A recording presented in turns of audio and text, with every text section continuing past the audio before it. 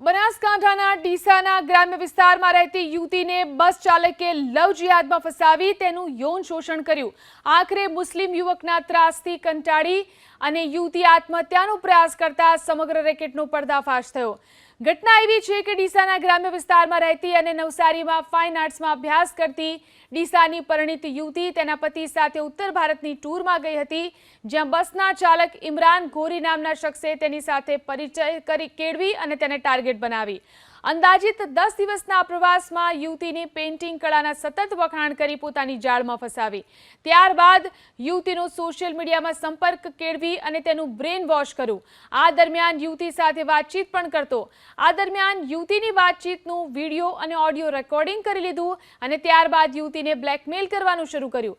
પીડિતા આબરૂ જવાની બીકે પહેલા તો યુવકે કહ્યું કે મને મળવા આવી, જો કે ત્યારબાદ યુવકે પોતે તેનું પોત પ્રકાશ્યું અને મરજી વિરુદ્ધ દુષ્કર્મ આચરવાનું શરૂ કર્યું। યુવકના રોજબરોજના ત્રાસથી આખરે કંટાળીને યુવતીએ ઝેરી દવા પી અને આત્મહત્યાનો પ્રયાસ કર્યો। ત્યારબાદ પરિવારજનોએ તેને તાત્કાલિક સારવાર માટે હોસ્પિટલમાં ખસેડી, જ્યાં પરિવારજનો સમક્ષ તેણે પોતાની આપવીતી જણાવી। અત્રેના પોલીસ સ્ટેશન ખાતે એક બેન દ્વારા અહીં ફરિયાદ નોંધાવવામાં આવેલ, જેમાં એક વિધર્મી યુવક દ્વારા તેમના ઉપર લલચાવી ફૂસલાવી અને અન્ય ટેક્ટિક્સ વાપરી અને મેન્ટલી હેરેસમેન્ટ કરી પોતે સુસાઇડ કરે ત્યાં સુધીની એક પરિસ્થિતિ મૂકી અને વ્યક્તિ દ્વારા એક દુષ્કર્મ કરવામાં આવવાની ફરિયાદ આવેલ।